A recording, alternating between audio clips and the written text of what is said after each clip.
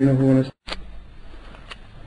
الحمد لله نحمده ونستعينه ونستغفره ونعوذ بالله من شرور أنفسنا وسيئات أعمالنا من يهده الله فلا مضل له ومن يضلل فلا هادي له وأشهد أن لا إله إلا الله وحده لا شريك له وأشهد أن محمدا عبده ورسوله يا أيها الذين آمنوا اتقوا الله حق تقاته ولا تموتن إلا وأنتم مسلمون يا أيها الناس اتقوا ربكم الذي خلقكم من نفس واحدة وخلق منها زوجها وبث منهما رجالا كثيرا ونساء واتقوا الله الذي تساءلون به والأرحام إن الله كان عليكم رقيبا يا أيها الذين آمنوا اتقوا الله وقولوا قولا سديدا يصلح لكم أعمالكم ويغفر لكم ذنوبكم ومن يطع الله ورسوله فقد فاز فوزا عظيما أما بعد فإن أصدق الحديث كتاب الله تعالى وخير الهدي هدي محمد صلى الله عليه وسلم وشر الأمور محدثاتها وكل محدثة بدعة وكل بدعة ضلالة وكل ضلالة في النار وبعد. Donc on continue Inch'Allah Tabaraka wa Ta'ala notre lecture ainsi que les commentaires sur le livre intitulé Al-Wajiz fi Fiqh Sunnati wal Kitab al-Aziz. Son auteur est Abdul Azim ibn Badawi al-Khilafi.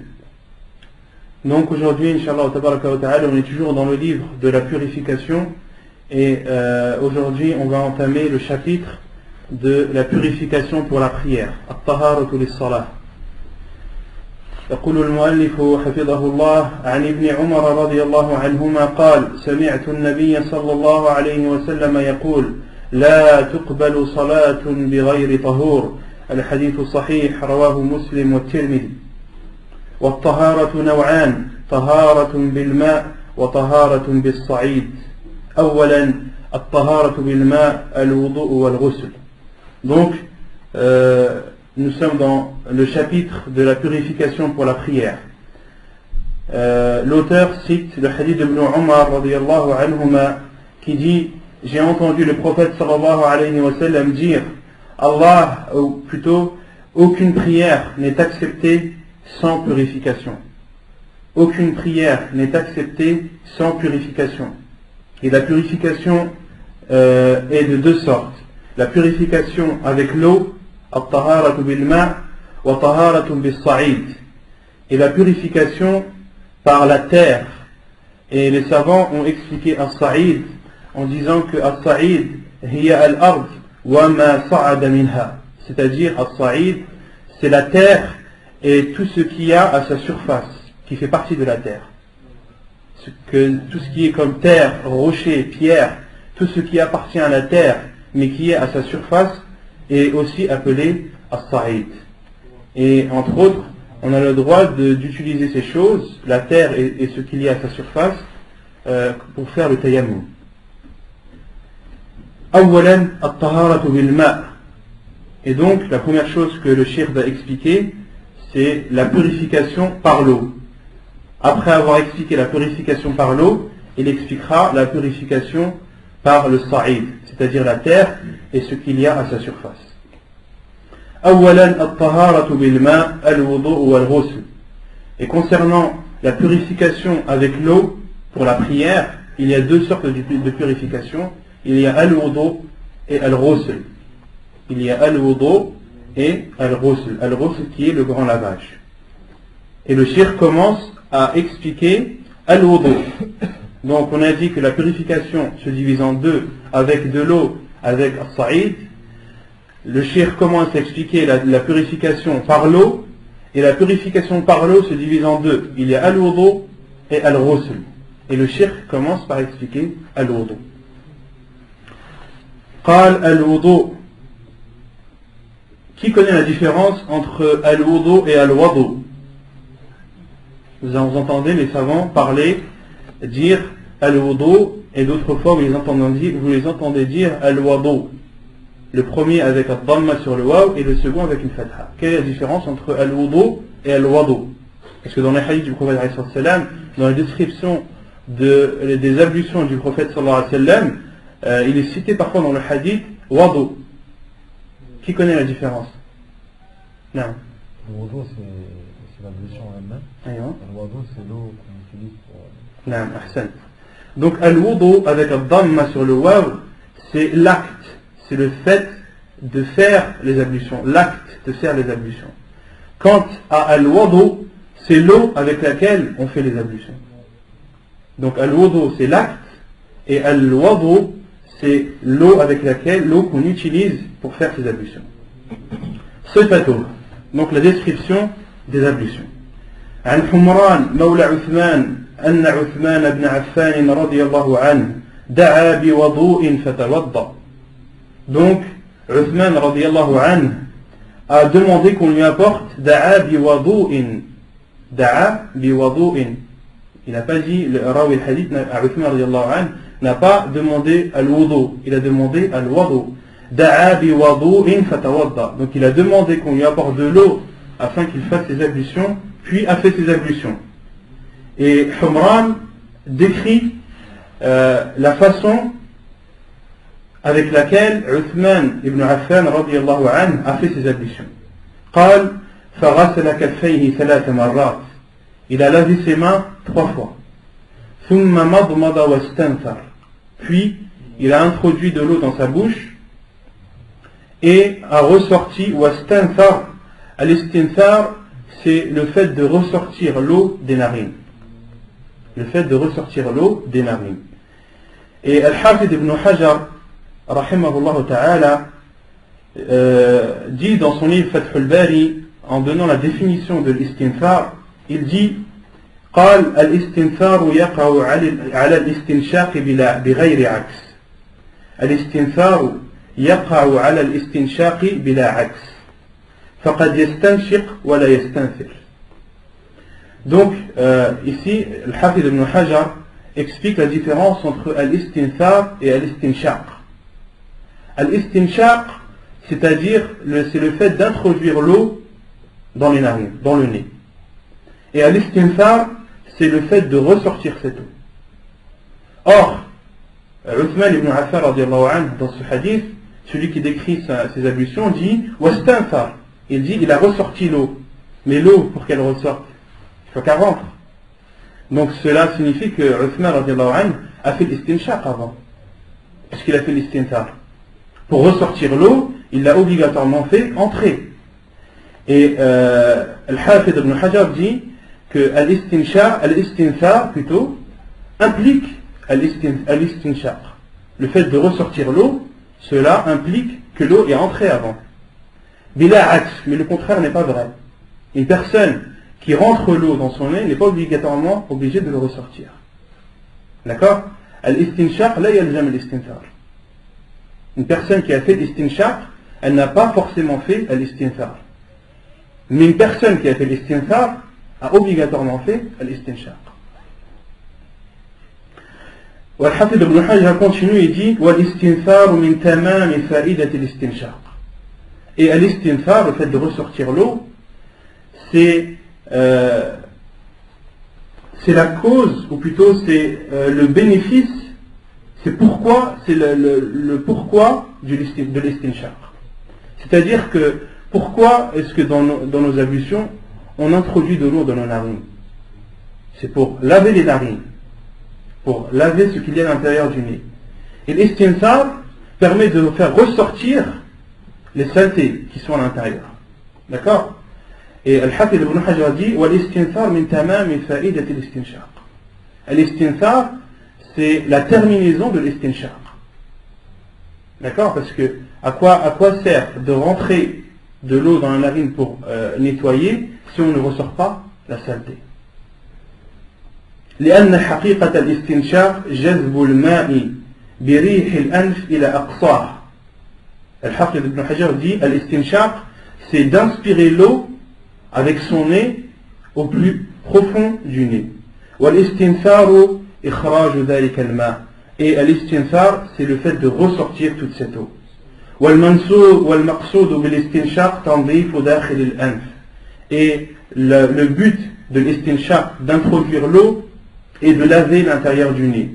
Wal-istintharu yakhruju dhalika al-wasakh ma'a al-ma' fahuwa min tamam al-istinshaq. Et l'istinthar, c'est ressortir toutes les saletés présentes dans le nez avec cette eau, et c'est la terminaison de l'istinshaq. Donc l'istinthar, c'est la terminaison ou c'est le complément de al-istinshaq.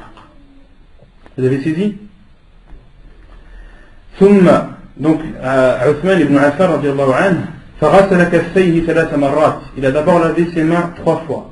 ثم مضمض, c'est-à-dire il a lavé sa bouche. واستنثر, il a ressorti l'eau, ce qui implique qu'il l'ait entré auparavant. ثم غسل وجهه 3 مرات. Puis il a lavé son visage 3 fois. ثم غسل يده اليمنى إلى المرفق 3 مرات. Puis il a lavé son bras droit jusqu'au coude 3 fois. Et il a dans ce hadith, il signifie ma'a. Rawi al-hadith, celui qui a décrit les ablutions de Uthman ibn Affan, dit ثم غسل يده اليمنى إلى المرفق. إلى المرفق, est-ce que cela, donc il a lavé ses mains, sa main droite jusqu'au coude, est-ce que cela veut dire que le coude est compris dedans, ou est-ce que le coude c'est la limite? Qui connaît la réponse? Est-ce que le coude doit être compris dans le lavage du bras ou non? Ou est-ce que c'est la limite à ne pas dépasser? Parce qu'il a dit il a jusqu'au coude. Il a lavé ses mains jusqu'au coude. Jusqu'au coude, qu'est-ce que ça signifie? Est-ce que c'est avec le coude ou c'est à la limite du coude et ne pas le dépasser? Jusqu'au coude dans le hadith. Il a. Ouais, c'est quoi les délais que c'est compris? Non, ça c'est l'istihbad, ça c'est une parole d'Abu Hurayra. Mais qui peut me citer une preuve comme quoi il a, jusque, en arabe, il peut signifier ma'a. Il y a un verset dans le Coran où Allah subhanahu wa ta'ala dit, en parlant de l'argent des orphelins, Allah subhanahu wa ta'ala dit وَلَا تَأْكُلُوا أَمْوَالَهُمْ إِلَىٰ أَمْوَالِكُمْ. Et ne prenez pas ou ne mangez pas leurs biens, ila amwalikum, jusqu'à vos biens. Mais jusqu'à, ça ne veut rien dire dans ce verset. Donc le sens de ila dans ce verset, wala ta'kulu amwalahum, ne mangez pas leur argent, ila amwalikum, jusqu'à, si on traduit littéralement, c'est-à-dire jusqu'à votre argent. Ça n'a aucune signification. Ila dans ce verset signifie ma'a. C'est-à-dire, ne mangez pas leur argent avec le vôtre. D'accord? N'utilisez pas leur argent avec le vôtre. C'est la preuve dans le Coran que il signifie ma'a, avec. Donc dans ce hadith, lorsque le compagnon de Uthman radiallahu anhu décrit ses ablutions, il dit il a lavé sa main droite ou son bras droit jusqu'au coude, ila al-mirfaq, c'est-à-dire ma'a al-mirfaq. ثم غسل يده اليسرى مثل ذلك. Puis il a lavé son bras gauche de la même façon. Puis il a lavé son bras gauche de la même façon, c'est-à-dire jusqu'au coude et 3 fois. ثم مسح رأسه. Puis il a essuyé sa tête, ses cheveux. ثم غسل رجله اليمنى إلى الكعبين 3 مرات.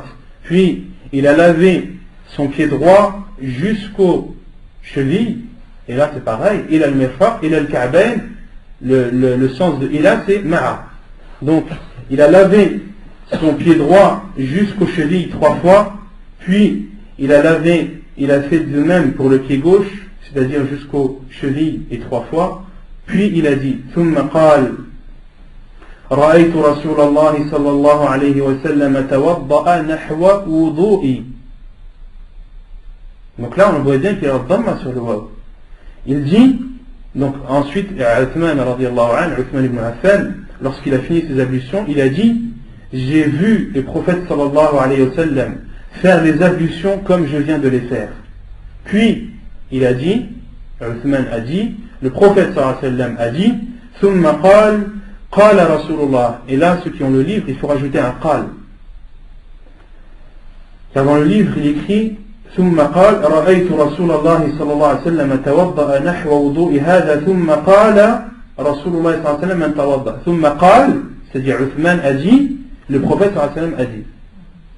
Donc là il faudrait rajouter un qal devant Rasulullah. ثم قال رسول الله صلى الله عليه وسلم من توضأ نحو وضوء هذا ثم قام فركع ركعتين لا يحدث فيهما نفسه غفر الله له ما تقدم من ذنبه. قال ابن شهاب وكان علماؤنا يقولون هذا الوضوء أسبغ ما يتوضأ به أحد للصلاة. Donc Uthman ibn Affan radiallahu anhu, après avoir fait ses ablutions, a dit: j'ai vu le prophète sallallahu alayhi wa sallam faire les ablutions de la même façon que j'ai fait les miennes. Puis il a dit, Uthman radiallahu anhu a dit, le prophète sallallahu alayhi wa sallam a dit: celui qui fait les ablutions comme je viens de les faire, puis se lève pour prier 2 rak'at sans qu'il ne parle à lui-même, la yuhaddithu fihi ma nafsah. Qui connaît le sens de cette partie du hadith? Où le prophète sallallahu alayhi wa sallam a dit: celui qui fait les ablutions comme je viens de les faire, puis se lève pour prier 2 rak'at, la yuhaddithu fihi ma nafsah. Pendant ces 2 rak'at, qu'il ne parle pas à sa personne. Qu'est-ce que ça veut dire? La yuhaddithu fihi ma nafsah. Non, il ne soit pas distrait. Les savants disent, c'est-à-dire qu'il ne parle pas à lui-même sur les choses de cette vie d'ici-bas. La yuhaddithu fihi ma nafsah, comme a dit, comme l'a expliqué Cheikh Al-Abbad,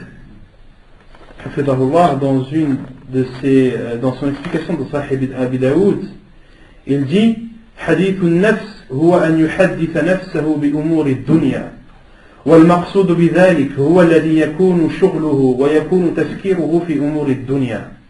Donc Cheikh Al-Abbad dit hadith al-nafs, c'est-à-dire de parler à sa personne pendant la prière, c'est-à-dire de parler intérieurement des choses de cette vie d'ici-bas, c'est-à-dire que son esprit est préoccupé par les choses de cette vie d'ici-bas.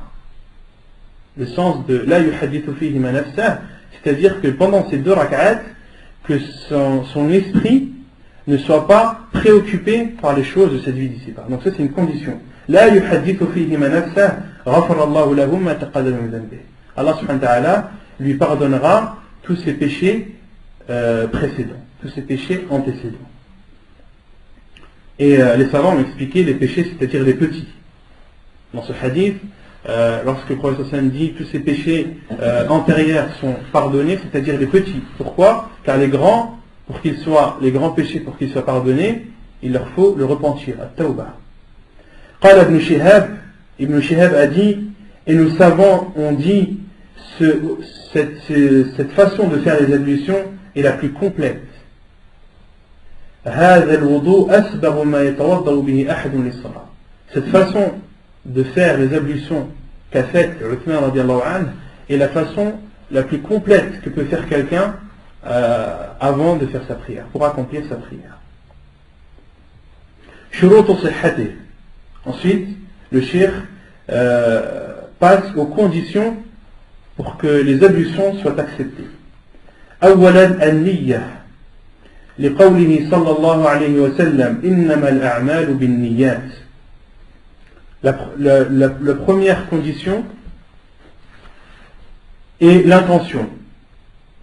La preuve est la parole du prophète sallallahu alayhi wa sallam qui dit: les actes ne valent que par l'intention. إنما الأعمال بالنيات. الحديث صحيح رواه البخاري ومسلم. Hadith authentique rapporté par البخاري ومسلم. ولا يشرع التلفظ بها لعدم ثبوته عن النبي صلى الله عليه وسلم. Et il n'est pas légiféré de prononcer l'intention car cela n'a pas été rapporté par le prophète sallallahu alayhi wa sallam. Donc l'intention, elle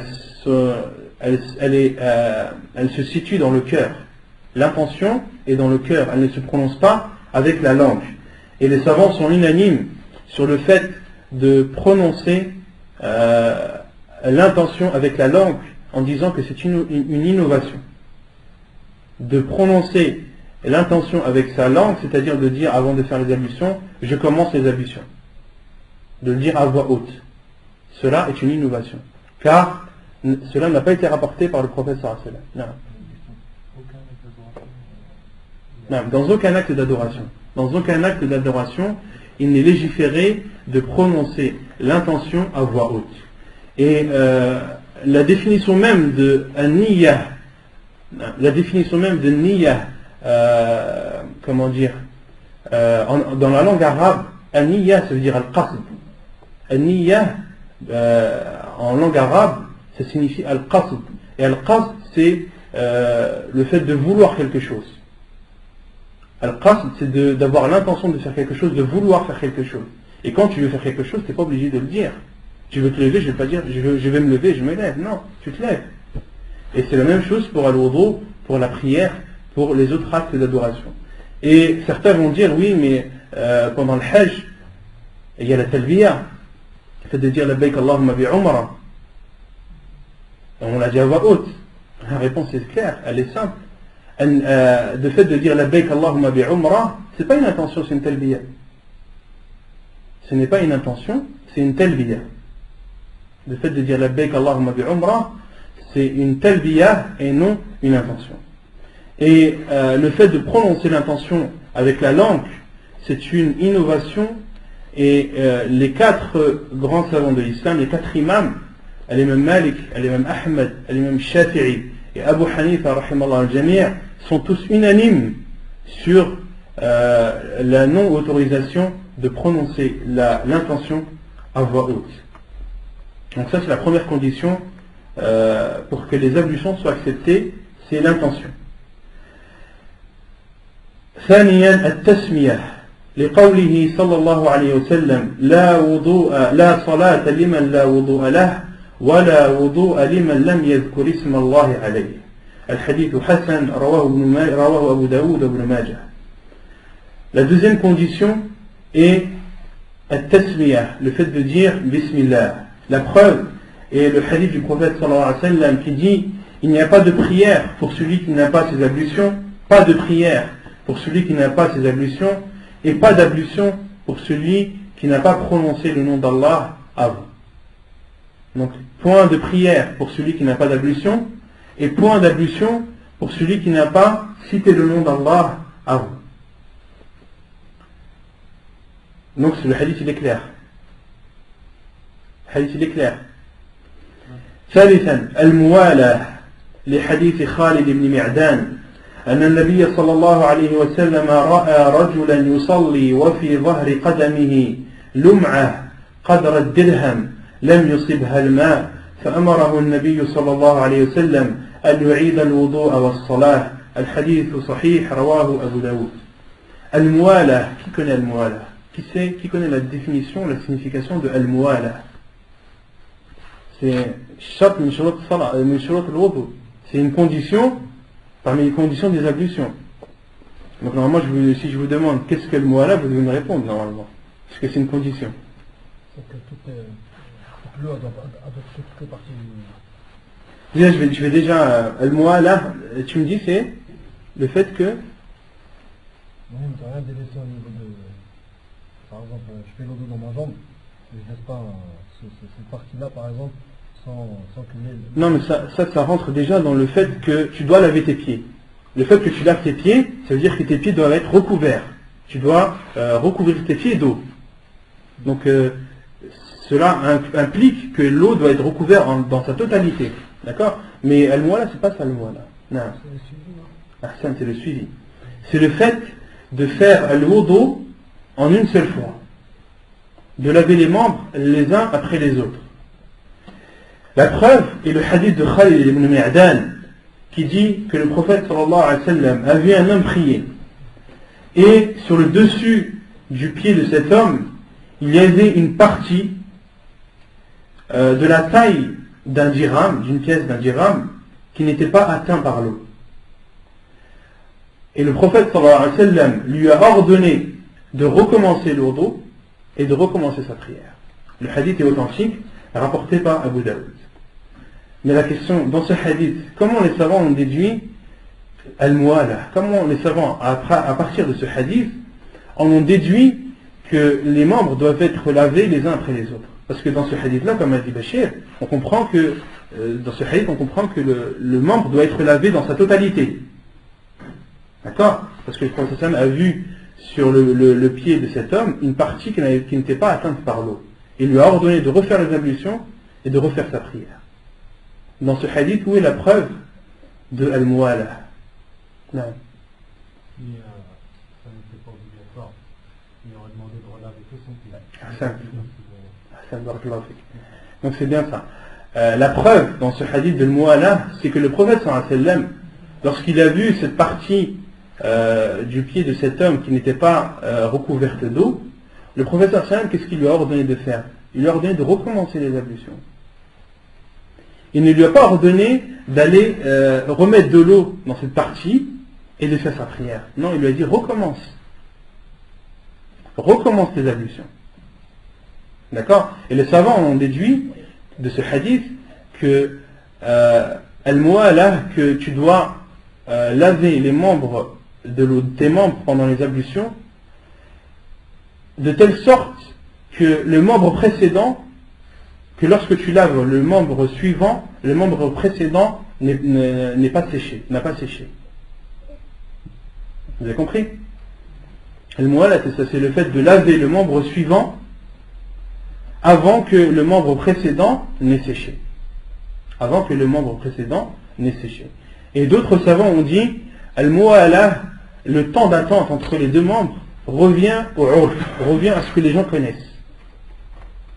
à ce qui est connu des gens dans l'attente. Si c'est une attente trop longue et qu'elle est connue chez les gens pour être longue, il doit recommencer ses ablutions. Si c'est une attente courte, il peut continuer ses ablutions. Vous avez compris? Même si ces parties vont sécher. Non, non. C'est quand ces parties n'ont pas séché.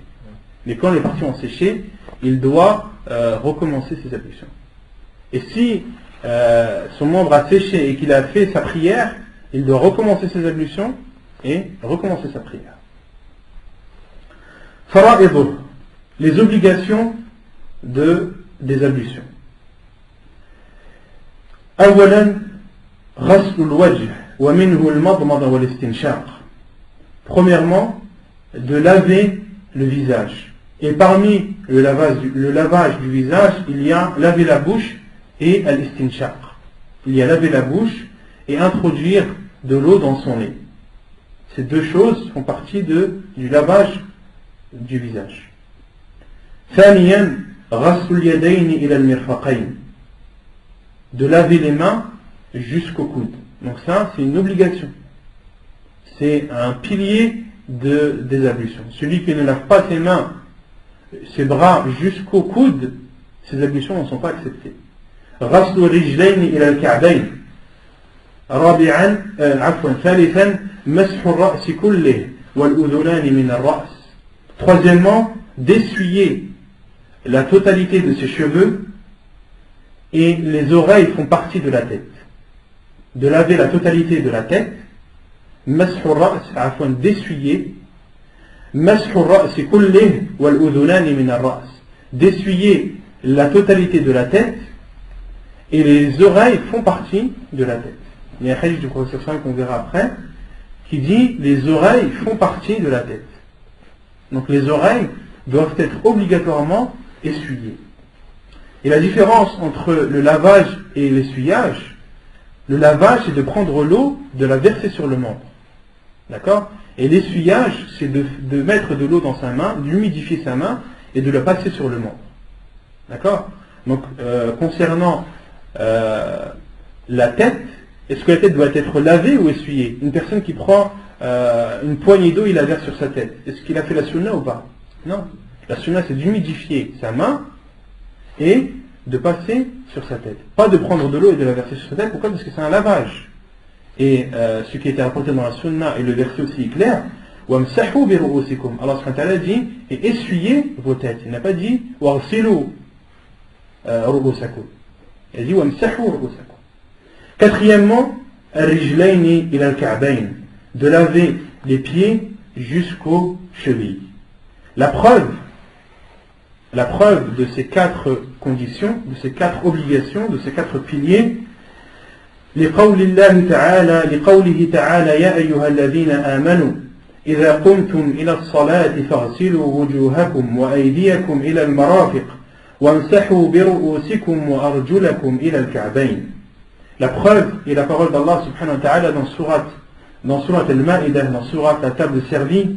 Ô vous qui avez cru, lorsque vous vous levez pour aller prier, lavez vos visages et lavez vos mains jusqu'au coude.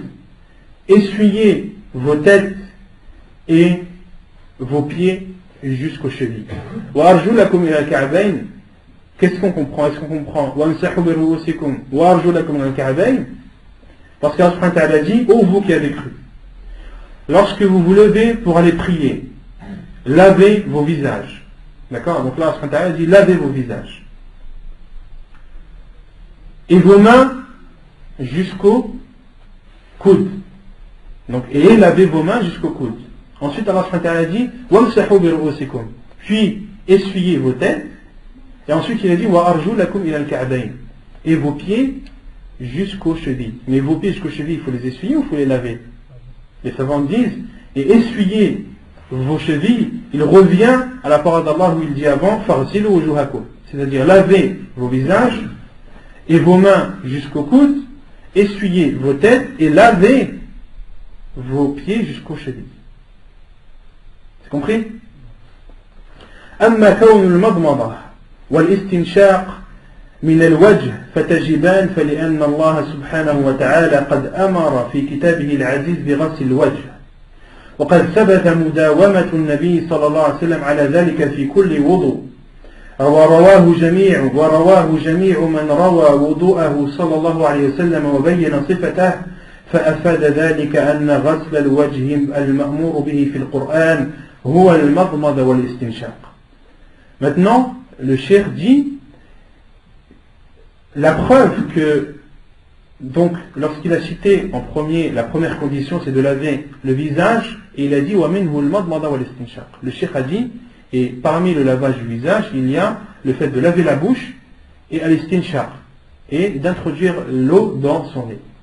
Il dit le fait d'introduire l'eau dans la bouche et dans le nez, et que cela fait partie du lavage du visage, c'est parce qu'Allah subhanahu wa ta'ala a ordonné dans le Coran de laver le visage.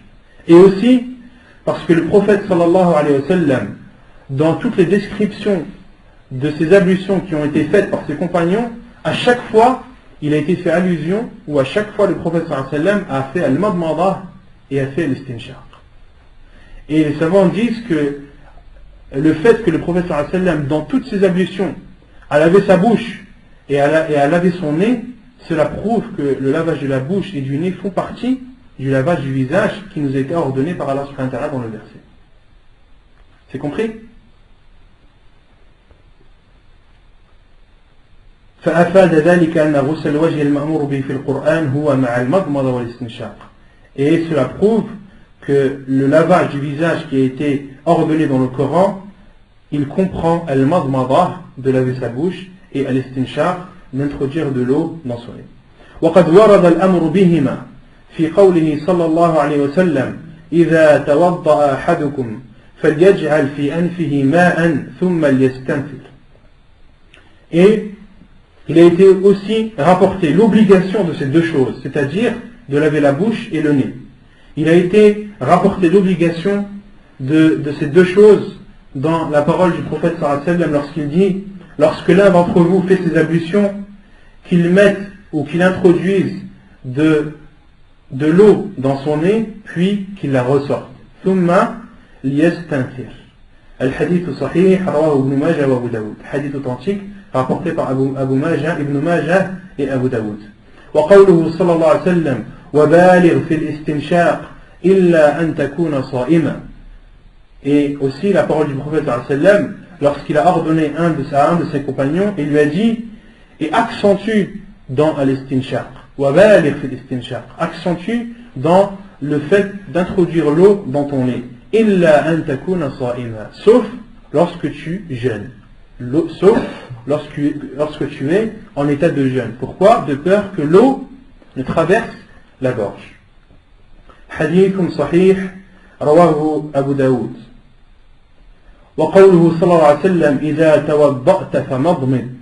Et aussi un autre hadith du prophète sallallahu alayhi wa sallam, lorsqu'il ordonne à un de ses compagnons, il lui dit, lorsque tu fais tes ablutions, famadmid, lave ta bouche. Et là c'est un ordre du prophète sallallahu alayhi wa sallam, famadmid, lave ta bouche. Hadith rapporté dans hadith authentique, rapporté par Abu Daoud également. وأما وجوب استيعاب الرأس بالمسح فلأن الأمر بالمسح في القرآن مجمل فيرجع في بيانه إلى السنة وقد ثبت في الصحيحين وغيرهما أن النبي صلى الله عليه وسلم استوعب مسح رأسه وفي هذا دليل على وجوب تكميل مسح الرأس. Et concernant l'obligation d'essuyer ou d'englober la totalité de la tête lors de l'essuyage, la preuve est que dans le Coran, Allah subhanahu wa ta'ala a dit essuyez vos têtes. Et Allah subhanahu wa ta'ala n'a pas précisé. Donc lorsqu'il dit essuyez vos têtes, c'est-à-dire essuyez la totalité de votre tête, et non pas une partie. Et la preuve aussi que c'est la totalité de la tête qui doit être essuyée et non une partie, c'est ce qui a été rapporté dans Al-Bukhari et Muslim, que le prophète sallallahu alayhi wa sallam, lorsqu'il essuyait sa tête, il essuyait la totalité de sa tête. فإن قيل قد ثبت من حديث المغيرة أن النبي صلى الله عليه وسلم مسح بناصيته وعلى العمامة. Et ensuite le cheikh pose une question. Il dit, et si on vous dit qu'il a été rapporté dans le hadith de Al-Mughira que le prophète sallallahu alayhi wa sallam a essuyé sur An-Nasiyah, masaha bi nasiyatihi. An-Nasiyah, c'est le devant de la tête, c'est le devant des cheveux, le devant de la tête. D'accord? Il a été rapporté dans le hadith de Al-Mughira que le prophète sallallahu alayhi wa sallam a essuyé sur le devant de sa tête et sur Al-Imam, et sur son turban. Donc le prophète sallallahu alayhi wa sallam, une fois, avait mis un turban et le devant de sa tête était libre. Le prophète sallallahu alayhi wa sallam, pendant ses ablutions, a essuyé le devant, puis a essuyé l'imam, puis a essuyé le turban. Et si certains vous disent, le cheikh dit, et si on vous dit, mais dans le hadith de Al-Mughira ibn Shu'bah, le prophète sallallahu alayhi wa sallam, il a seulement essuyé le devant de sa tête. Il n'a pas essuyé toute sa tête. Il a seulement essuyé le devant. Et la réponse, فالجواب إنما اقتصر على مسح الناصية لأنه كمل مسح بقية الرأس على العمامة. La réponse est que le prophète sallallahu alayhi wa sallam s'est contenté d'essuyer sur le devant de sa tête car il a complété par la suite sur la imama. Le prophète sallallahu alayhi wa sallam a essuyé sur le devant de sa tête, mais après il a complété l'essuyage sur le dessus de sa imama. Il ne s'est pas contenté d'essuyer uniquement le devant de sa tête.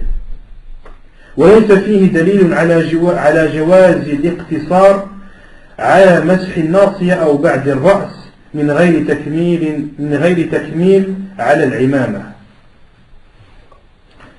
Et il n'y a dans ce hadith aucune preuve qu'il est autorisé d'essuyer le devant sans continuer sur la imama. Vous avez saisi? فالحاصل أنه يجب استيعاب الرأس بالمسح والماسح إن شاء مسح على الرأس فقط أو على العمامة فقط أو على الرأس والعمامة فالكل صحيح ثابت. Donc, en bref, il est obligatoire, lorsqu'on essuie sa tête, d'essuyer la totalité de sa tête. Et celui qui essuie a le choix entre trois choses. Si il a le choix entre essuyer sa tête, la totalité de sa tête. Il a le choix également, s'il porte un turban, d'essuyer sur la totalité de son turban, sans essuyer sur un nasiya, comme a fait le prophète sallallahu alayhi wa sallam. D'accord? Une personne qui porte un turban, il lui est autorisé d'essuyer uniquement sur l'imama, uniquement sur son turban. Ou bien d'essuyer, comme l'a fait le prophète sallallahu alayhi wa sallam, ala nasiya, sur le devant de la tête, et ensuite de compléter sur le turban. Ces trois façons d'essuyage ont été rapportées dans la sunna authentique du prophète sallallahu alayhi wa sallam. Vous avez saisi?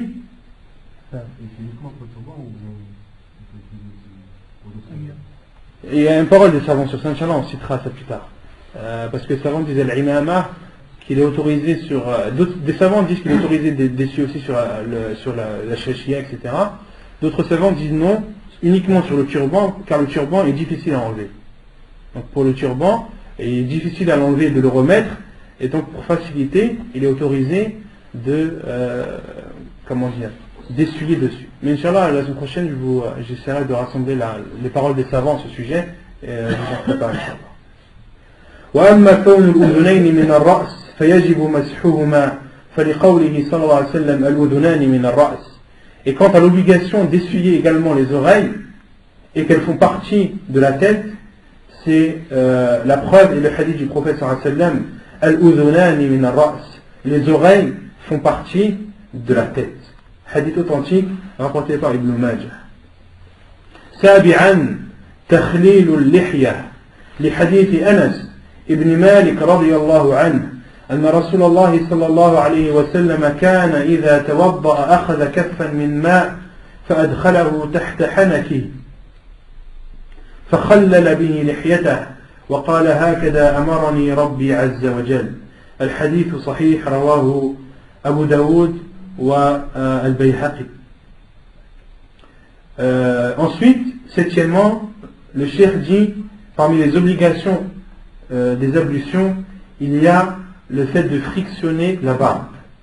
La preuve est le hadith de Anas ibn Malik radiyallahu anhu, qui dit que le prophète sallallahu alayhi wa sallam faisait ses ablutions, lorsqu'il faisait ses ablutions, prenait une poignée d'eau et la faisait rentrer au niveau de son menton et frictionnait sa barbe. Et ensuite, il frictionnait sa barbe. Donc le prophète sallallahu alayhi wa sallam commençait par le bas.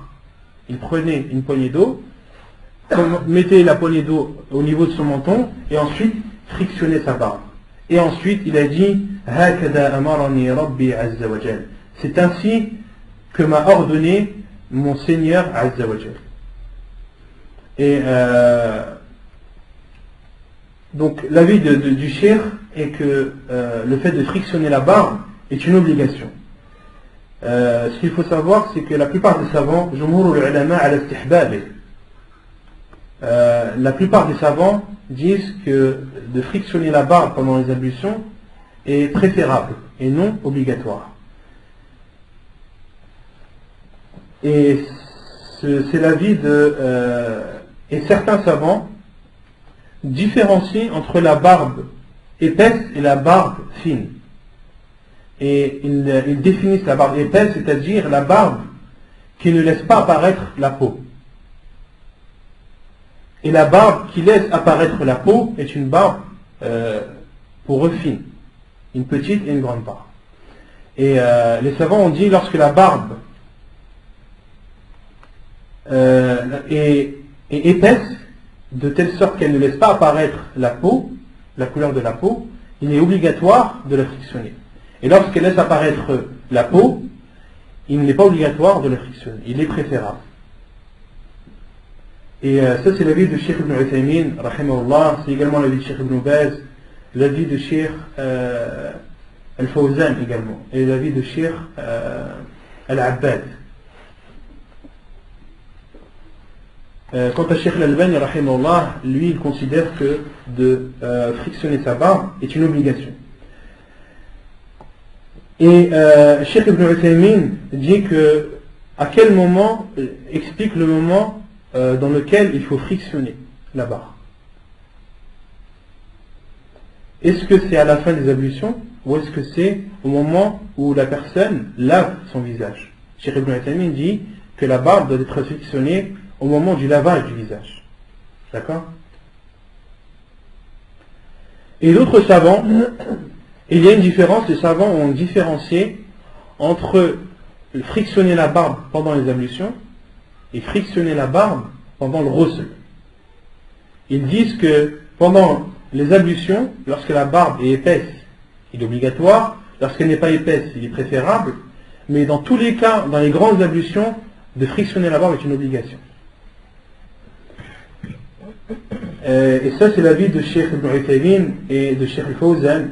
Ils disent إذا كانت اللحية خفيفة أي يرى الجلد فيجب إيصال الماء إلى البشرة وإن كانت خفيفة أي لا ترى البشرة فيكفي غسل ظاهر اللحية أما تخليل اللحية أي غسل باطنها فمستحب.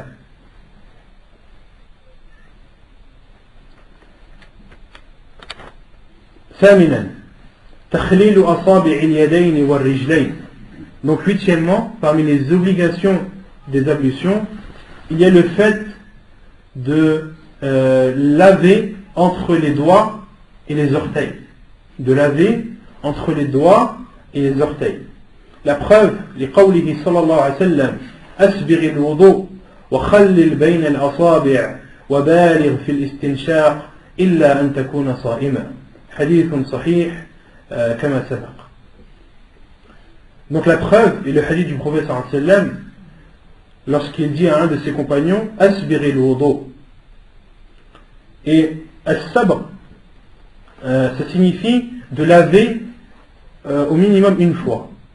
Isbar al-wudu, c'est le fait d'accomplir al-wudu, et au minimum, le minimum de l'isbar, c'est de laver une fois. Donc le prophète sallallahu alayhi wa sallam lui a dit Asbir al-wudu, accomplis tes ablutions. Wa khallil bayna al-asabi', et lave entre les doigts. Et en arabe, al-asabi', ici, ils veulent dire les doigts et les orteils. Wa baligh fi al-istinshaq illa an takuna sa'ima. Et accentue dans al-istinshaq, dans le fait d'introduire l'eau dans le nez, sauf lorsque tu es en état de jeûne. Donc ça, c'était les obligations des ablutions.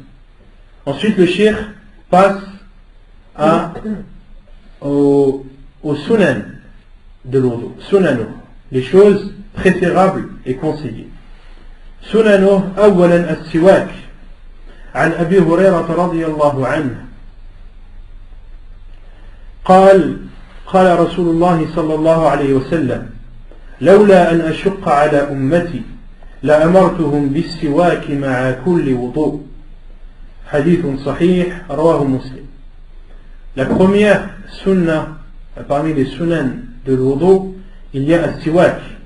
La preuve est le hadith de Abu Hurayra radiyallahu anhu qui dit que le prophète sallallahu alayhi wa sallam a dit si ce n'était une contrainte pour ma communauté, je leur aurais ordonné d'utiliser le siwak avant chaque ablution. Je leur aurais ordonné d'utiliser le siwak pendant les ablutions. Et les savants disent que le siwak pendant les ablutions, il s'utilise pendant al-madmada. D'accord, au niveau du lavage de la bouche.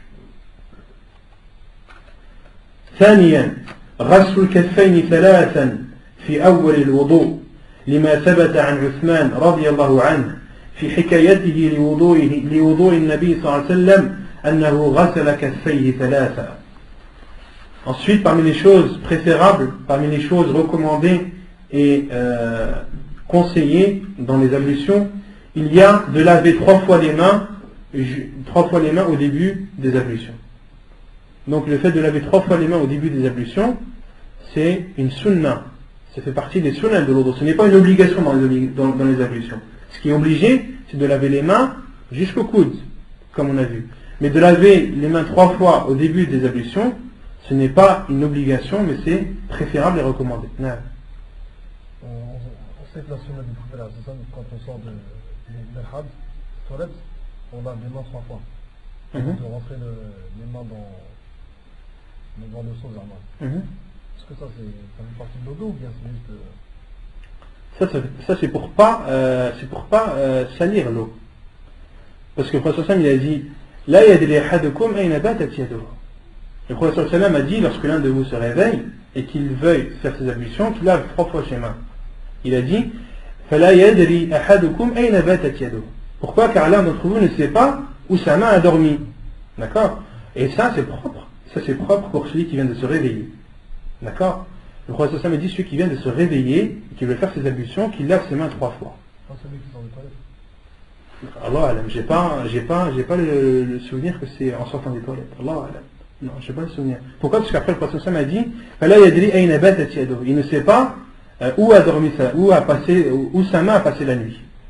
Car l'un d'entre vous ne sait pas où sa main a passé la nuit. Et le prophète a ordonné de laver 3 fois les mains pour ne pas rendre impure l'eau, pour ne pas la salir. Non. Les 3 fois après le réveil, c'est en dehors des 3 fois qui sont sunna ou...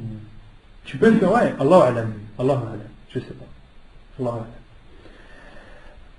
ثالثا الجمع بين المضمضة والاستنشاق ثلاثا بغرفة. عفوا, j'ai pas cité le hadith sur laver 3 fois les mains avant. Car il a été rapporté, comme ça a été rapporté dans le hadith de Uthman qu'on a vu au début, dans le hadith de Uthman, il a été rapporté, lorsqu'il a décrit les ablutions du prophète sallallahu alayhi wa sallam, qu'il a lavé les mains 3 fois. Le hadith qu'on a vu auparavant.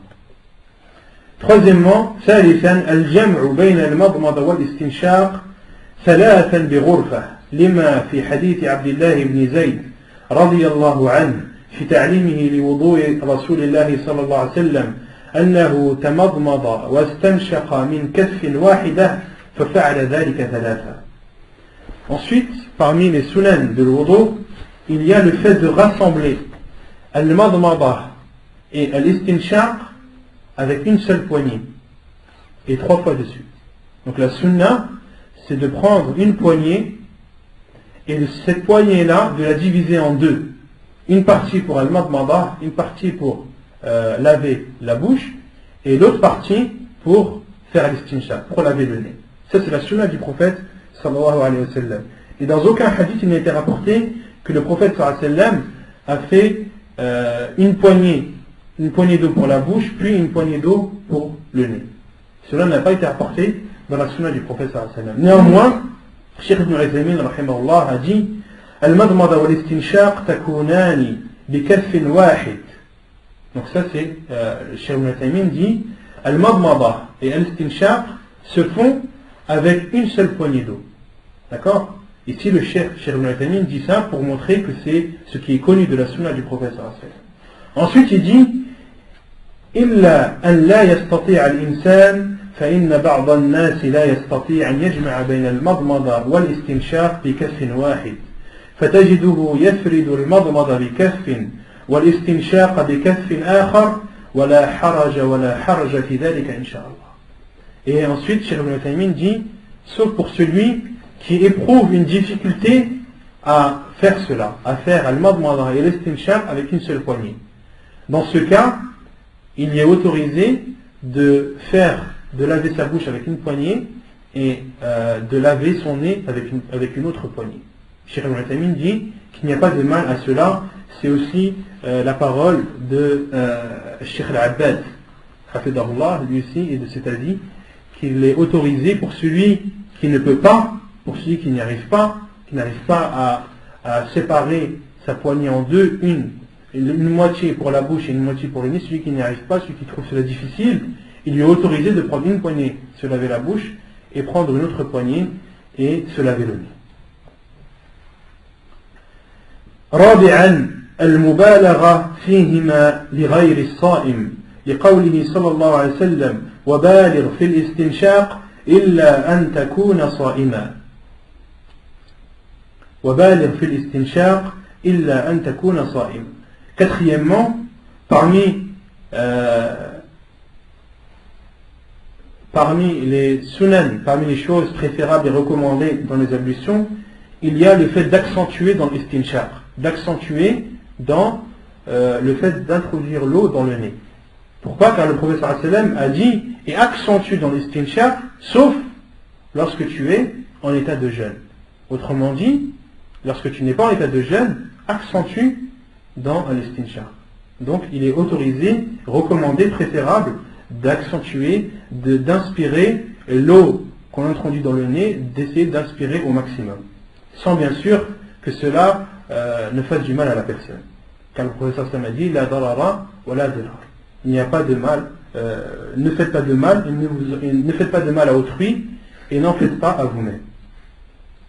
خامسا تقديم اليمنى على اليسرى لحديث عائشة رضي الله عنها كان رسول الله صلى الله عليه وسلم يحب التيامن في تنعله وترجله وطهوره وفي شأنه كله. Cinquièmement, parmi les choses préférables des ablutions, est de commencer par la droite avant la gauche. Commencer par le côté droit avant le côté gauche. Commencer par le membre droit avant le membre gauche. La preuve est le hadith de Aïcha radiyallahu anha qui dit le prophète sallallahu alayhi wa sallam aimait la droite, aimait le côté droit lorsqu'il se chaussait. C'est-à-dire lorsqu'il se chaussait, il commençait à chausser son pied droit. Watarajjulihi, lorsqu'il se peignait, il commençait à peigner son côté droit, le côté droit de sa tête, ensuite le côté gauche. وَتَرَجُّلِهِ وَطَهُورِهِ et dans sa purification. Et la purification, les savants disent qu'elle englobe al-wudu et al-ghusl. C'est pour ça que dans le wudu, le prophète sallallahu alayhi wa sallam commençait par la droite, ensuite par les membres droits, ensuite les membres gauches, et également pour le ghusl, les savants ont déduit, entre autres, que dans le ghusl, la personne commence à laver la partie droite de son corps, ensuite la partie gauche. Quelle est la preuve? Ce hadith-là de Aïcha, qui dit le prophète sallallahu alayhi wa sallam aimait la droite lorsqu'il se chaussait, lorsqu'il se peignait et lorsqu'il se lavait. Autrement dit, parmi le lavage, il y a al-ghusl. Wa fi sha'nihi kulli, et dans toutes ces situations. Et dans toutes ces situations. Et les savants ont dit, il ne faut pas comprendre dans toutes ces situations, il ne faut pas le prendre dans sa globalité. Non, pourquoi? Car il y a des hadiths où le prophète sallallahu alayhi wa sallam, par exemple, a ordonné de rentrer, par exemple, dans les toilettes avec le pied gauche. D'accord? Les choses où le prophète sallallahu alayhi wa sallam commençait par la droite, c'était comme le fait lorsqu'il mangeait, lorsqu'il buvait, lorsqu'il donnait, lorsqu'il prenait, lorsqu'il rentrait à la mosquée, il rentrait avec le pied gauche, avec le pied droit. Lorsqu'il entrait chez lui, il entrait également avec le pied droit. Donc la parole de Aïcha dans toutes ces situations, il ne faut pas le prendre dans sa globalité, parce qu'il y a certains cas où la gauche est préférable. D'accord? Comme le fait d'entrer aux toilettes. La personne qui entre aux toilettes entre avec le pied gauche. ولما في حديث عثمان في حكايته لوضوء النبي صلى الله عليه وسلم أنه غسل اليمنى ثم اليسرى. Et aussi parmi les preuves que pendant les ablutions il est préférable de commencer par la droite avant la gauche, il y a la description des ablutions de Uthman radiallahu anhu, qui a commencé par la droite, ensuite par la gauche. Il a commencé par laver sa main droite, son bras droit jusqu'au coude, ensuite son bras gauche. Et pareil pour les pieds, il a commencé par son pied gauche, par son pied droit puis son pied gauche. Non. Ça fait on comprend là que si une personne a venu à commencer par la gauche, c'est pas interdit quoi. C'est pas une obligation, c'est préférable. Non. Et concernant as-siwak, parce que siwak, ça fait partie aussi de la purification. Et il y a 3 avis sur le siwak. Une personne qui utilise le siwak, est-ce qu'elle doit l'utiliser avec sa main droite ou avec sa main gauche? Parce que le siwak, c'est pour purifier la bouche. D'accord? Donc c'est pour enlever une saleté. Et enlever une saleté, on enlève avec la main droite ou avec la main gauche? Avec la main gauche. Mais il y a un autre hadith du prophète sallallahu alayhi wa sallam qui dit, en parlant du siwak, matharatun lil fam, mardatun lil rabb. C'est une purification pour la bouche, mais c'est une satisfaction pour Allah. Donc Allah subhanahu wa ta'ala est satisfait. Donc autrement dit, le fait de faire le siwak, c'est une adoration. Et lorsque tu fais le siwak, Allah subhanahu wa ta'ala en est satisfait. Donc c'est un bien. Et il y a 3 avis à ce sujet. Certains savants disent que tu dois le faire avec la main gauche. D'accord? Pourquoi? Car tu purifies, tu enlèves une saleté, donc tu le fais avec la main gauche. D'autres savants disent non, as-siwak c'est une adoration, donc tu l'as fait avec la main droite. Tu le fais avec la main droite. Et d'autres savants précisent, disent, et c'est l'avis le plus juste, Inch'Allah, disent, lorsque tu utilises le siwak pour te purifier, fais-le avec ta main gauche. Et lorsque tu utilises le siwak pour suivre le prophète sallallahu alayhi wa sallam et pour appliquer sa sunna lorsqu'il ordonne ou lorsqu'il conseille d'utiliser le siwak pendant les ablutions, le prophète sallallahu alayhi wa sallam conseille d'utiliser le siwak avant la prière, d'accord? Même si ta bouche est propre. La sunna c'est d'utiliser le siwak avant chaque prière, d'accord? Même si ta bouche est propre. Les savants disent, si tu utilises le siwak pour enlever effectivement une saleté de ta bouche, pour purifier ta bouche, là, utilise ta main gauche. Mais lorsque tu utilises le siwak pour suivre la sunna du prophète sallallahu alayhi wa sallam et que ta bouche n'est pas sale, elle est propre, dans ce cas, c'est un acte d'adoration que tu fais. Et fais-le avec ta main droite. D'accord? Et c'est la vie le plus juste, Inch'Allah, c'est d'utiliser le siwak pendant le mandat. Non. En même temps. C'est-à-dire C'est-à-dire avec la main droite tu fais le mouvement des istinshaq et de la main gauche tu fais l'istinshaq. C'est pour ça que les savants disent que l'istinshaq, le fait de rentrer l'eau dans le nez, de le faire avec la main droite. D'accord? Tu prends de l'eau pure et tu l'introduis, tu l'inspires dans tes narines. Et à l'istinshaq, le fait de ressortir l'eau avec les saletés qu'elle contient, à l'istinshaq se fait avec la main gauche. سادسا الدلك لحديث عبد الله بن زيد أن النبي صلى الله عليه وسلم أوتي بثلثي مد فتوضأ فجعل يدلك ذراعيه حديث صحيح رواه ابن خزيمة. Sixièmement, il y a parmi les sunan, parmi les choses recommandées et préférables dans les ablutions, ad-dalk. Qui connaît la signification d'ad-dalk? Qui connaît la signification d'ad-dalk? Ad-dalk, comme le disent les savants, c'est le fait de passer la main sur le membre avec de l'eau. C'est ça le dalk. D'accord? Al-ghusl, le lavage, c'est que l'eau soit sur ton membre, de verser de l'eau sur ton membre. D'accord? Ça c'est le lavage. Et ad-dalk, c'est de passer ta main sur ce membre, d'essuyer le membre avec l'eau. D'accord? C'est ça ad-dalk. Et ça fait partie des sunan de al-wudu. La preuve est le hadith d'Abdullah ibn Zayd qui dit que le prophète sallallahu alayhi wa sallam, qu'on a apporté au prophète sallallahu alayhi wa sallam thuluthay mud, le tiers d'un mud. Qui connaît le mud? Le mud, c'est la quantité qui équivaut à le fait de rassembler les deux mains et de prendre la chose. Par exemple, un mud de farine, c'est de coller ses deux mains et de prendre de la farine avec cette grande poignée. Ça c'est un mud. D'accord? Et on a apporté au prophète alayhi salam thuluthay mud, le tiers d'un mud d'eau. On a apporté le tiers d'un mud d'eau. C'est-à-dire, si vous prenez dans un seau d'eau, vous prenez vos mains, vous les collez et vous prenez de l'eau. D'accord? L'eau qu'il y aura dans votre poignée, c'est un mud.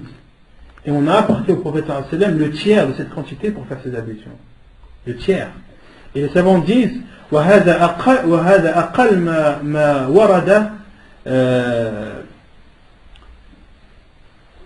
هذا أقل ما روي عن النبي صلى الله عليه وسلم. Ça c'est la plus petite quantité d'eau qui a été rapportée dans les ablutions du prophète sallallahu alayhi wa sallam. Fatawadda, donc le prophète sallallahu alayhi wa sallam, après qu'on lui ait apporté ce tiers de moud, il a fait ses ablutions, faja'ala yadluku dhira'ayh, et il essuyait, ou il passait sa main sur ses bras. D'accord? Donc là on voit que parmi les sunan de l'ourdo, des ablutions, il y a le fait d'essuyer avec sa main, de passer sa main sur le membre qu'on lave. T'as pas compris? Le fait de laver, par exemple, tu veux laver ton bras, tu prends de l'eau, d'accord, tu le verses sur ton bras. Est-ce que ça suffit ou pas? Ça suffit, d'accord? Donc ça c'est al-ghusl. Mais parmi les sunan de l'ourdo, parmi les choses qui sont recommandées, c'est avec le lavage d'essuyer, de passer ta main sur ton membre. Ad-dalk, c'est ça. C'est d'essuyer, de passer ta main avec l'eau que tu mets, de la passer partout dans ton membre. Voilà, tu prends de l'eau avec ta main gauche, tu la mets quand tu laves ton bras droit, tu prends de l'eau avec ta main gauche, tu la verses sur ton bras droit, d'accord, de telle sorte que ton bras soit recouvert d'eau, et ensuite tu essuies, tu passes avec ta main au-dessus, tu passes ta main au-dessus de ton bras, partout dans ton bras. En fait, on lui a ramené la partie. Non, le prophète on lui a ramené tout le taïmoud, mais dans un récipient. On ne l'a pas ramené avec la main comme ça. On l'a mis la quantité, on l'a apporté la quantité du tiers d'un moud. Et al-moud, Donc les savants ont dit que c'est, comme je vous ai dit, c'est le fait de rassembler ces deux mains et de prendre la chose, la quantité qu'il y aura dans la main, dans les deux mains collées, et al-mud en arabe. Et Cheikh al-Albani rahimahullah dit que concernant al-wudu, concernant l'eau, al-mud, le mud d'eau c'est un mud et demi. Pourquoi? Car le mud qui est connu en islam, il est il est uniquement en rapport avec la matière solide, et non la matière liquide. Car Cheikh al-Albani rahimahullah a dit de prendre une poignée de farine, une poignée de lentilles par exemple, une poignée de riz, c'est pas comme de prendre une poignée d'eau. D'accord? Cheikh rahimahullah a dit pour qu'il y ait un moud d'eau, il faut prendre une et demie pour être sûr qu'il y a un moud. Et qui connaît la quantité de as-sa'? Non. Non, pas 5. 4. As-sa' en arabe, c'est 4 amdad. 4 amdad. Et donc, un sa', ça fait combien de mètres, de moud? 4. Ça fait Allah alam. Je connais en grammes, je connais pas en litres. En grammes, Cheikh al-Fawzan rahimahullah dit, ainsi que Hayat Kibar al-Ulama, disent que al-mud, plutôt as-sa' afwan, correspond à 3 kilos. Et ça c'est une fatwa récente de Hayat Kibar al-Ulama. Et ça c'est une fatwa qui va vous servir comme le Ramadan approche pour Zakat al-Fitr. As-sa', donc le minimum dans Zakat al-Fitr c'est de sortir un sa' de ce que mangent les gens du pays. D'accord? Et as-sa' Hayat Kibar al-Ulama a étudié en fonction de ce qui était connu au temps du prophète sallallahu alayhi wa sallam, on demandait aux gens, etc. On fait une recherche, on fait une enquête et en sont arrivés à l'avis final que as-sa' correspond à 3 kilos. As-sa' correspond à 3 kilos comme le disent les savants d'Arabie, entre autres Hayat Kibar al-Ulama. Donc entre autres al-mud qui correspond à 4 as-sa' al-mud qui correspond au quart du sa', d'accord, al-mud correspond à 750 grammes. 750 grammes x 4 correspond à 3 kilos. Et dans ce hadith, les savants utilisent beaucoup ce hadith rahimahumullah pour montrer que le musulman se doit d'être économe dans l'utilisation de l'eau. D'accord? Il se doit d'être économe dans l'utilisation de l'eau qu'il prend pour faire ses ablutions. Et que le prophète sallallahu alayhi wa sallam, si le prophète sallallahu alayhi wa sallam a réussi à faire ses ablutions avec un tiers de moud, nous aussi on peut le faire. Et le Nabi sallallahu alayhi wa sallam, il faisait son ghusl avec un sa', avec 3 litres d'eau. Le prophète sallallahu alayhi wa sallam faisait son ghusl avec un sa', avec 3 litres. Et si vous voyez les statistiques des autorités françaises ou autres, une personne qui prend une douche, ils estiment le nombre de litres à 70 litres. Une personne qui prend une douche normale. Une personne qui est sur sa douche pendant 5 ou 10 minutes, eh ben, si vous comptez le nombre de litres qu'elle a utilisé, c'est 70 litres. Et le Nabi sallallahu alayhi wa sallam utilisait un sa', 3 litres. Et donc les musulmans conseillent, et c'est une obligation, d'être économe dans l'utilisation qu'on fait de l'eau pour les ablutions ou autres. Et l'israf est interdit en islam. Allah subhanahu wa ta'ala dit وَكُلُوا وَاشْرَبُوا وَلَا تُسْرِفُوا إِنَّهُ لَا يُحِبُّ الْمُسْرِفِينَ. Et mangez et buvez, mais ne gaspillez pas, car il déteste les gaspilleurs. Allah subhanahu wa ta'ala déteste les gaspilleurs. Et les savants disent que de gaspiller, une personne qui gaspille, que ce soit de la nourriture ou de l'eau, il a fait une chose interdite en islam. Haram, la yajouz. Et il est obligatoire à chaque musulman de faire attention à la quantité d'eau qu'il utilise, surtout lorsqu'il fait ses ablutions. Non.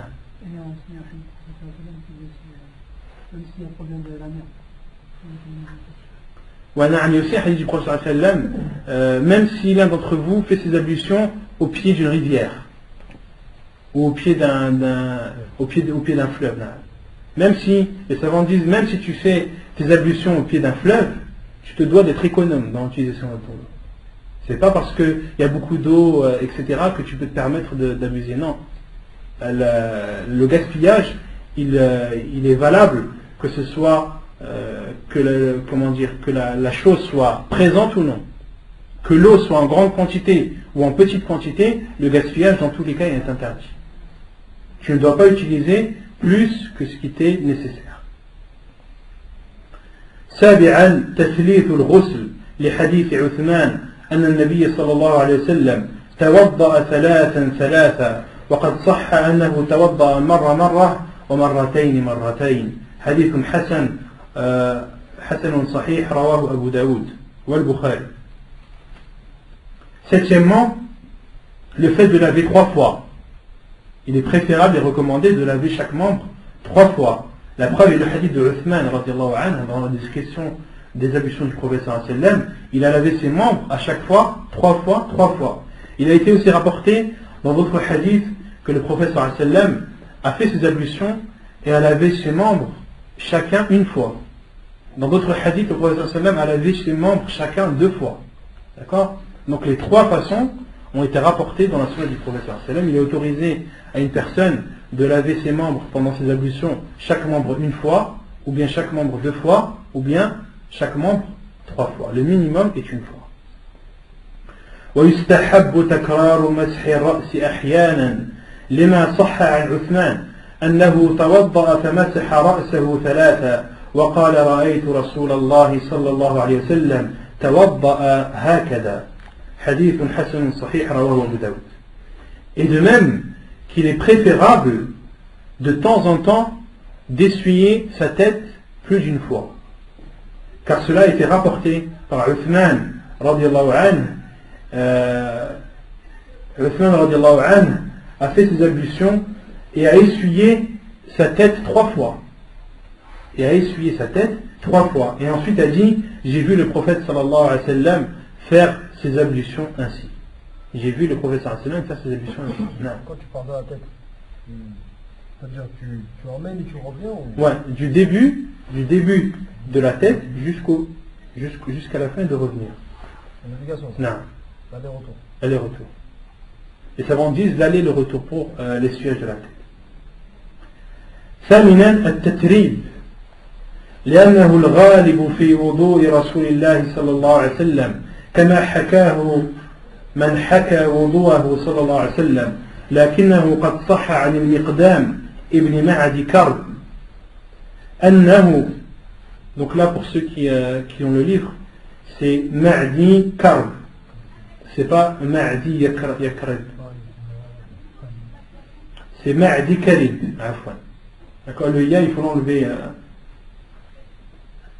عن المقدام ابن معدي كرب أنه أتى رسول الله صلى الله عليه وسلم بوضوء فتوضأ فغسل كفيه 3 وغسل وجهه 3 ثم غسل ذراعيه 3 ثم تمضمض واستنثر 3 ثم مسح برأسه وأذنيه الحديث. Donc ici le cheikh dit, parmi les choses préférables et recommandées, c'est également l'ordre. Le fait de laver les membres des ablutions dans l'ordre. Car c'est ce qui a été le plus rapporté dans la description des ablutions du prophète sallallahu alayhi wa sallam. Et pourquoi est-ce que le cheikh ici dit que c'est préférable et non obligatoire? Parce que certains savants disent que l'ordre est obligatoire. L'ordre c'est comme al-muwala. Les savants disent, certains savants disent que al-muwala c'est comme al-tatrib. Al-tartib, At-tartib, c'est autre chose. At-tartib, c'est-à-dire l'ordre, certains savants disent que c'est obligatoire. Pourquoi? Car c'est ce qui a été rapporté dans la description des ablutions du prophète sallallahu alayhi wa sallam. D'accord? Ici, le cheikh dit que c'est préférable. Pourquoi? car il était rapporté, selon Al-Miqdam ibn Ma'di Karib, qui dit qu'il a apporté au prophète sallallahu alayhi wa sallam de l'eau afin qu'il fasse ses ablutions.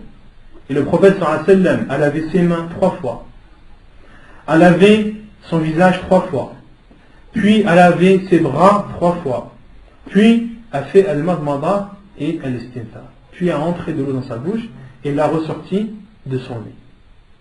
D'accord? Donc là, on voit bien que le prophète sallallahu alayhi wa sallam a fait le madmada et l'istinthar, après quoi? Après avoir lavé ses bras. Alors que ce qui est connu des ablutions du prophète sallallahu alayhi wa sallam, c'est qu'il le fait après avoir lavé ses mains. Et puis ensuite, il a essuyé sur sa tête et sur ses oreilles, jusqu'à la fin du hadith. Donc le cheikh dit que à partir du moment où le prophète sallallahu alayhi wa sallam a fait ainsi, a changé l'ordre, c'est qu'il est autorisé de temps en temps de ne pas suivre l'ordre, et surtout que l'ordre, le fait de suivre l'ordre des membres n'est pas obligatoire mais préférable. Mais comme je vous dis, beaucoup de savants disent que at-tartib est obligatoire. Ad-du'a. Neuvièmement, ad-du'a ou ba'dah. لقوله صلى الله عليه وسلم ما منكم من أحد يتوضأ فيسبغ الوضوء ثم يقول أشهد أن لا إله إلا الله وحده لا شريك له وأشهد أن محمدا عبده ورسوله إلا فتحت له أبواب الجنة الثمانية يدخل من أيها شاء. حديث صحيح رواه مسلم. زاد الترمذي اللهم اجعلني من التوابين واجعلني من المتطهرين. Et parmi les choses conseillées et recommandées, c'est l'invocation après les ablutions. La preuve est la parole du prophète sallallahu alayhi wa sallam lorsqu'il dit: si l'un d'entre vous fait ses ablutions et les fait de la meilleure des façons, puis dit à la fin de ses ablutions: ashhadu an la ilaha illallah wahdahu la sharika lah wa ashhadu anna muhammadan abduhu wa rasuluh, les 9 portes du paradis lui seront ouvertes et il rentrera par celle qu'il désire. Il rentrera par celle qu'il désire. Et tu dis quoi? Les 8. Les 8 portes du paradis lui seront ouvertes et il entrera par celle qu'il désire. Et At-Tirmidhi a rajouté dans la dua: Allahumma ij'alni min at-tawwabin waj'alni min al-mutatahhirin. Donc la traduction c'est: oh Allah, fais que je fasse partie de ceux qui se repentent et que je fasse partie de ceux qui se purifient. وعن أبي سعيد أن النبي صلى الله عليه وسلم قال: من توضأ فقال سبحانك اللهم وبحمدك أشهد أن لا إله إلا أنت أستغفرك وأتوب إليك كتب في رق أي في ورقة ثم طبع بطابع فلا يكسر إلى يوم القيامة. حديث صحيح كما رواه الحاكم. Et parmi une autre invocation qui est légiférée à dire après les ablutions, comme cela a été rapporté dans le hadith de Abi Saïd, qui dit que le prophète sallallahu alayhi wa sallam a dit: celui qui fait ses ablutions puis dit Subhanaka Allahumma wa bihamdik ashhadu an la ilaha illa ant astaghfiruka wa atubu ilayk. Cette dua ressemble à une autre. Laquelle? Kafarat al-Majd. C'est ce qu'on dit après une assemblée ou un cours ou une réunion. Kutiba fi riqqin. Le professeur Sam dit: cette personne sera écrite dans une feuille. Puis cette feuille sera scellée et le sceau ne sera pas brisé jusqu'au jour du jugement. Et le sceau de cette feuille ne sera pas brisé jusqu'au jour du jugement. Hadith authentique rapporté par Al-Hakim.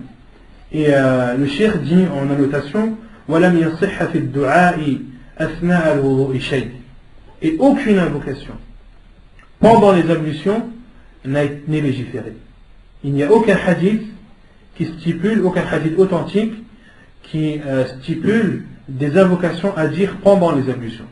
Toutes les invocations qu'on a beau vous rapporter, vous dire, vous conseiller, qui sont à dire pendant les ablutions, sachez de suite, sachez d'avance qu'elles ne sont pas légiférées.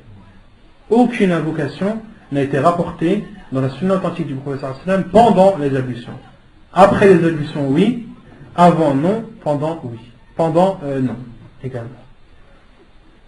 ونكتفي بهذا القدر وصلى الله وسلم وبارك على نبينا محمد وعلى آله وصحبه أجمعين وآخر دعوانا أن الحمد لله رب العالمين. Les gens qui ont un tordois là, quand ils font le dos, ils ont un tordois et